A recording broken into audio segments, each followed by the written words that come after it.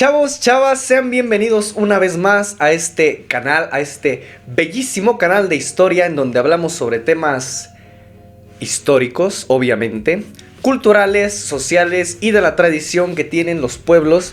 En esta ocasión les traigo un tema muy interesante, ya que vamos a hablar de cuáles fueron los factores y las causas que llevaron a que el país que conocemos en la actualidad como México se independizara en su época de la corona española. Por otro lado, te quiero comentar que si estás viendo este video por primera vez y te está gustando el contenido que traemos, te invito a que te suscribas, a que actives la campanita para que te lleguen las notificaciones de los siguientes videos que traeré al canal. Así que bueno, sin más preámbulos, vamos a comenzar con el video.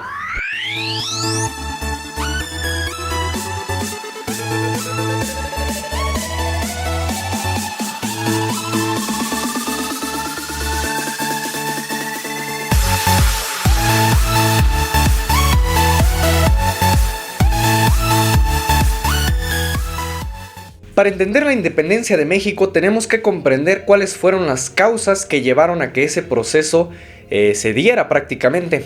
Y para esto influyeron causas tanto internas dentro del territorio de la Nueva España como también externas en otros lugares, en otras regiones del mundo. Vamos a comenzar diciendo las causas externas y también un poco la cuestión teórica que surgió en esa época y que fue lo que posteriormente ayudó a que las personas de este lado del mundo tomaran la decisión de llevar a cabo ese movimiento armado, esa guerra prácticamente, para liberarse del control español aquí en la Nueva España. La primera causa que vamos a encontrar la tenemos muchísimos años antes de que se diera la independencia de México, y esta la vamos a encontrar con la Revolución Industrial. La Revolución Industrial pues fue un cambio en la estructura social, pues que dio una forma de ver la vida muy diferente, ¿sí? Para empezar, bueno, la maquinaria pesada que se empezó a construir a partir de esa época, pues cambió la forma de trabajar.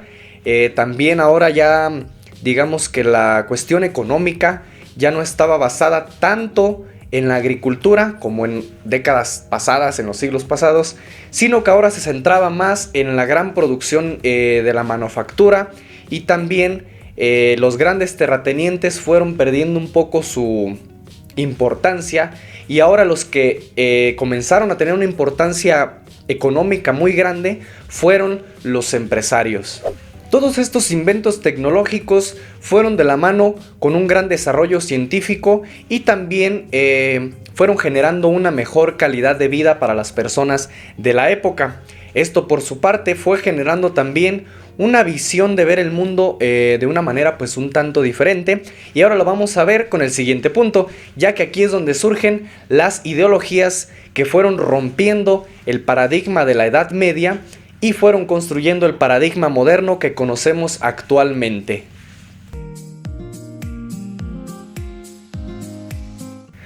Desde el siglo XVIII en el continente europeo, y gracias a la Ilustración, surgió una corriente de pensamiento que es lo que iba a marcar la pauta para cómo se iban a formar las nuevas naciones, las nuevas formas de gobierno. Y esto surge a partir de una ideología muy particular, que es la que también va a influir mucho en el proceso de independencia de México. Y estamos hablando del liberalismo. ¿En qué consiste este concepto de liberalismo? Bueno, en esa época surgieron muchos pensadores, como por ejemplo John Locke, Adam Smith y también el Barón de Montesquieu. Ellos, en sus libros que ellos hacían, proponían ideas pues muy novedosas para la época.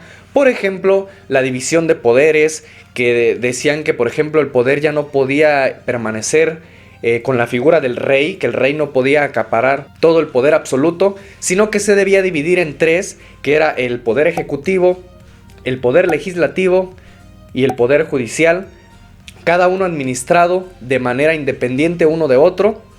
Y también surgió, gracias a Adam Smith, el liberalismo económico, que es lo que decía que, bueno, el rey y los grandes terratenientes no tenían por qué involucrarse en el comercio, ya que el comercio pues era algo que a final de cuentas se autorregulaba, que cualquier persona podía entrar, podía tener digamos, los medios para poder generar sus propios ingresos sin que el gobierno se metiera para autorregularlo. Todas estas ideas pues fueron sumamente novedosas para la época, pero no se pusieron en práctica hasta que ocurrieron dos acontecimientos de suma importancia a nivel mundial. Y vamos a hablar primeramente del primero que ocurrió aquí en América, y fue la independencia de los Estados Unidos, o de las 13 colonias que se les conocía en ese entonces. Este acontecimiento pues tuvo un peso muy grande, ya que pues se deslindaron de Inglaterra, que era el país, era el reino más bien, que los gobernaba en esa época. Después de que consiguen su independencia, realizaron una constitución basándose en estos principios que acabo de mencionar. Ellos, los Estados Unidos de América, abrazaron el liberalismo político y económico y lo implementaron en su nuevo país naciente aquí en América.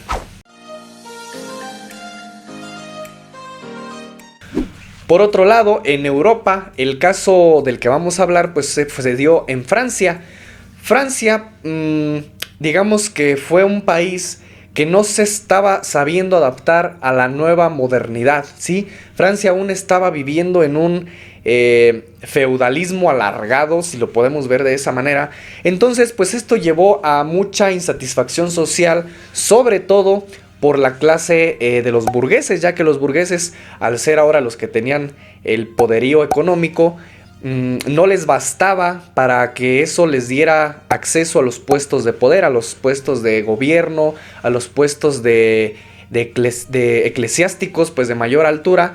Entonces pasaron una gran serie de sucesos también, pero a final de cuentas se dio también una guerra civil en Francia, la famosa Revolución Francesa, con lo que destronan al rey, quitan la monarquía y también van a implementar en su gobierno todos estos conceptos de liberalismo político y económico que también implementaron los Estados Unidos, y pues que, digamos, esto fue una cosa muy impresionante para la época, ya que pues estaban implementando de manera práctica los conceptos que se venían diciendo algunas décadas atrás, de una forma de gobierno distinta, de una forma de percibir a la sociedad de manera distinta, ya que pues aquí también en Francia se dieron la Declaración de los Derechos del Hombre. Aquí van a surgir los derechos básicos del ser humano, que es, por ejemplo, la libertad, la igualdad, el derecho a la propiedad de tierras y también la tolerancia religiosa,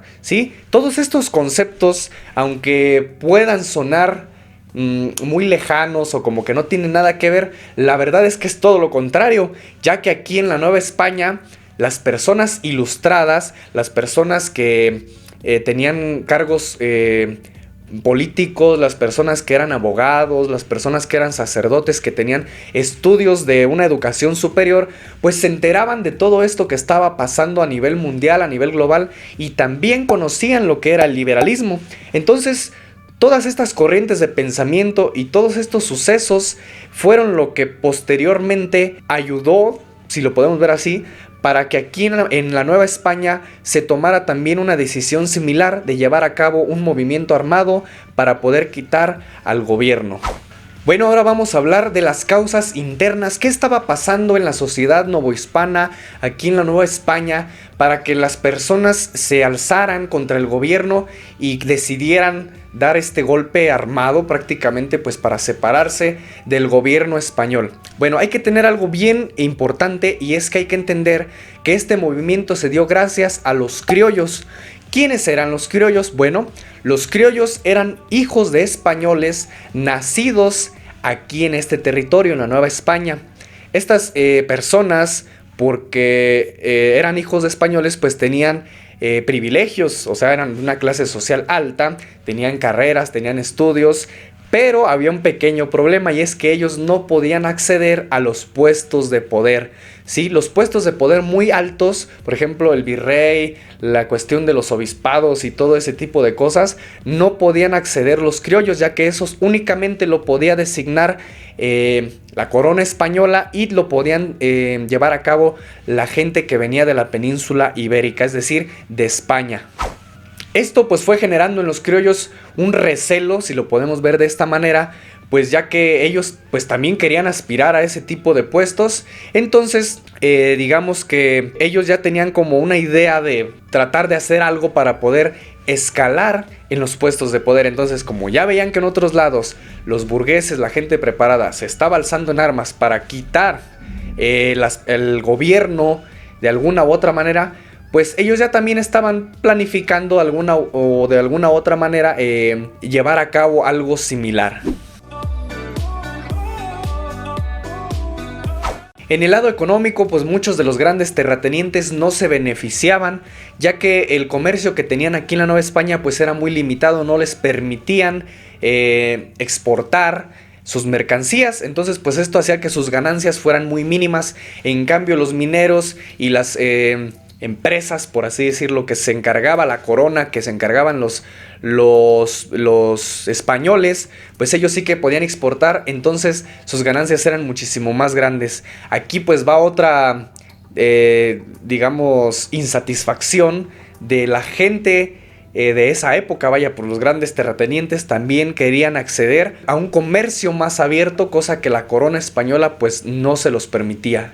Las demás clases sociales, por decir los mestizos, los indígenas, los mulatos, pues eran las clases más desfavorecidas, y aunque llevaban muchísimos años viviendo de esa manera, pues no podían hacer algo al respecto para, digamos, cambiar su situación.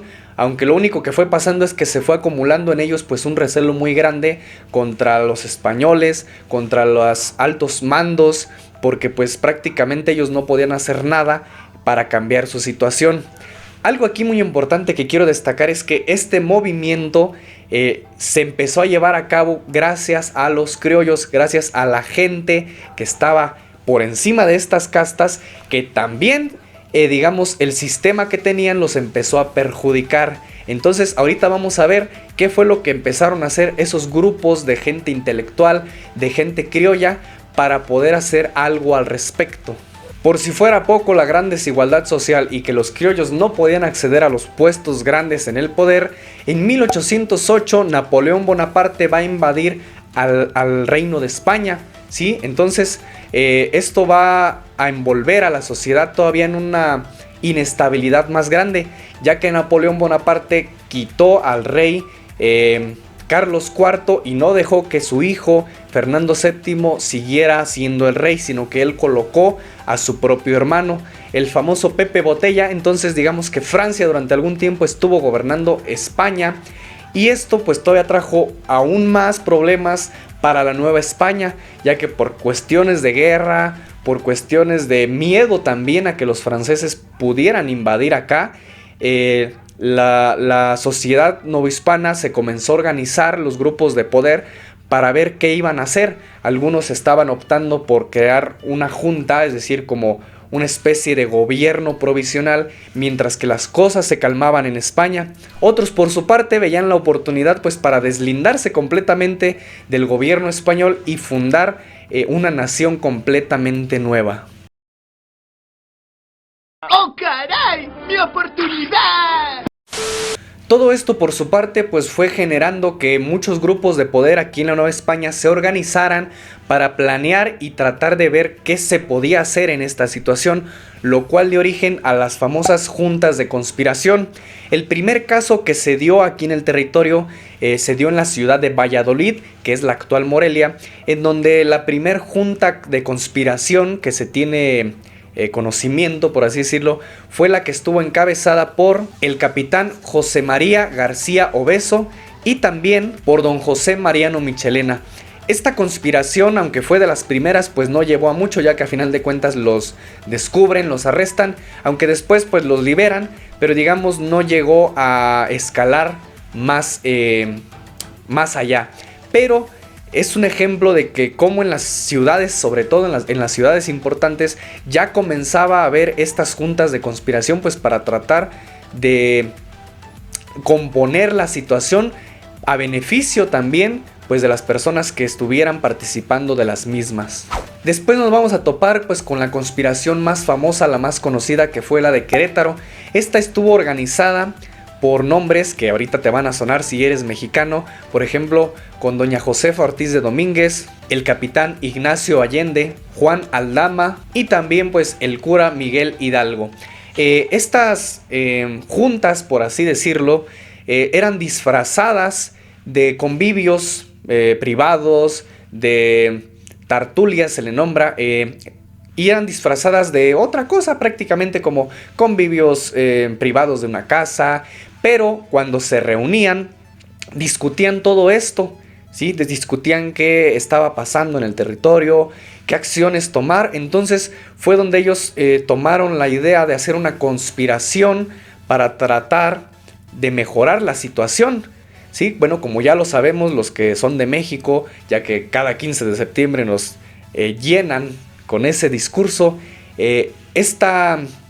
este movimiento armado se iba a llevar a cabo en diciembre de 1810, pero por cuestiones de que a final de cuentas los descubren, se adelantan al movimiento y se hace el 15 de septiembre de 1810 de manera, digamos, algo improvisada. El cura Hidalgo pues manda convocar al pueblo que pues ya tenía cierto recelo hacia las autoridades, entonces se apoyaron de eso para que los apoyaran en un movimiento armado que se extendió a lo largo de 11 años. Bueno, de esta manera comenzó el movimiento de independencia, aunque en un inicio no se buscaba eso, ya que como les mencioné, algunos buscaban sobre todo tener un gobierno de respaldo mientras la situación en España se controlaba un poquito, ya que incluso Miguel Hidalgo estaba a favor de que regresara el rey Fernando VII.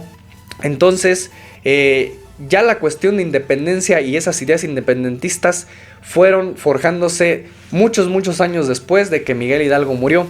Pero bueno, vamos a dejarlo como que pues comenzó el movimiento de independencia, por así decirlo, junto con una muchedumbre de todas las demás clases sociales que ya tenían un recelo muy grande por la cuestión administrativa y por la desigualdad tan marcada que existía en la Nueva España.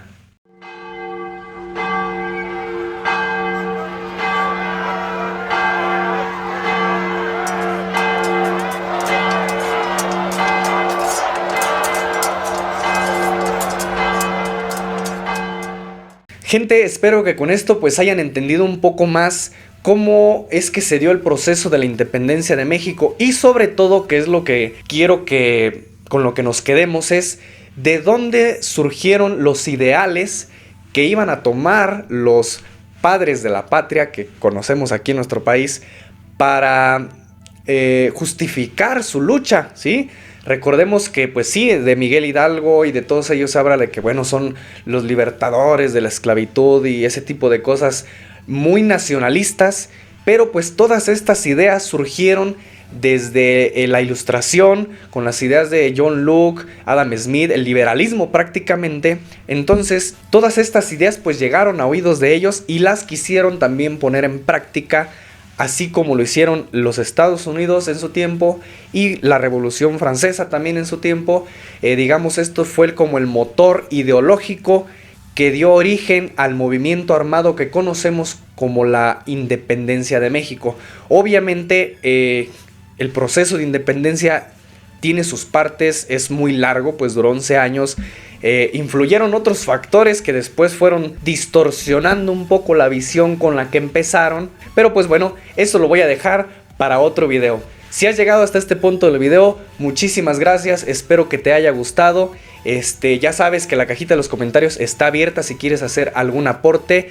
Muchísimas gracias a las personas que me ayudan a comentar y a compartir esta información. También les recuerdo que al final de la exposición les voy a dejar la bibliografía, alguna bibliografía para que complementen su conocimiento histórico si les interesa saber un poco más de este tema. Bueno, por mí esto es todo y nos vemos en la siguiente.